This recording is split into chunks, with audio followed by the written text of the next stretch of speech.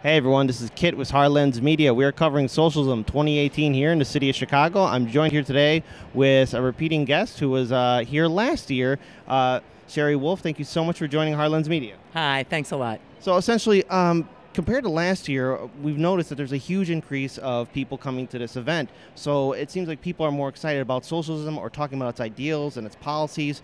What do you think is leading to that notion that more people are embracing socialism or democratic socialism?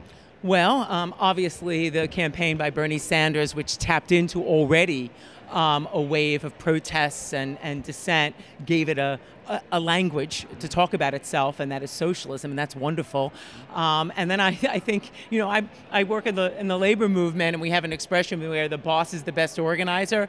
Trump, in this case, in some sense, has thrown more people onto the streets than at any point, really, in American history over the last year and a half, and that is forcing people to question, what do we do in between these protests? And socialists are responding to that question. Now, with this event, is there also talk about how people can organize and prepare to deal with rulings like from the Supreme Court that systematically gave a direct assault to union and union rights here in this country?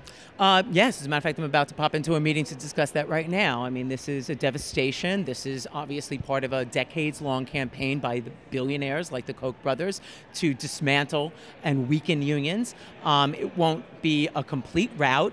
Unions like here in CTU in Chicago, the teachers union, because they are a relevant union, they're a fighting union, they stand up to, the cuts and as well as racial injustice in the city where they're living in. There you have virtually 100% of the teachers who are members, and nothing will change about that. In other unions that have not shown themselves to be relevant, that have not put up a fight, and are in places where the right wing is better organized, are going to face real devastating consequences, and this will have a traumatic impact on many, many people in the labor movement and the entire American working class, because it will drag down wages, it will immiserate working conditions, and those are facts. I mean, we can look at the explosion of the teachers' strikes in these red states, which many of whom were not unionized themselves, who took action, but that's not going to easily be replicable, and that's some of what we have to talk about this weekend, is how do we replicate what happened there elsewhere. Now, of course, there are those critics of socialism and democratic socialism in corporate media, as well as the two-party political establishment system, that say that it can't be done. Socialism will bankrupt us. Democratic socialism is not freedom.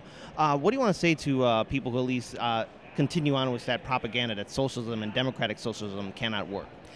Well, it's first of all, capitalism has never shown itself to work, and it's been around for a good many years. There isn't a part of this planet in which everybody is fed, everybody is housed, everybody is clothed, everybody has access to education and healthcare. Not one place in this world, and this is a capitalist world. So capitalism has been a colossal failure. What socialism is putting forward is basically a democratic control by the people who produce the wealth and the running of society. And to say that that socialism couldn't work is basically to say that we couldn't possibly have democracy around the world. So it's an argument really against democratic decision-making and democratic distribution of the wealth of society, and that I simply reject outright.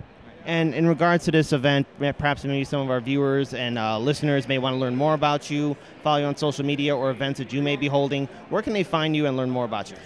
Easy to find me on Facebook. My name is Sherry Wolf, and I'm active with folks putting out socialistworker.org. And I really, really, really recommend Better Off Red, a new podcast that we started a few months ago. It's brilliant, drops every Monday morning, and you get a serious discussion. It's sort of like The View for Reds, where people have great conversations in an informal, relaxed environment for an hour. All right, thank you so much for joining Hardlens Media. This is Kit Cabello. Peace, everyone.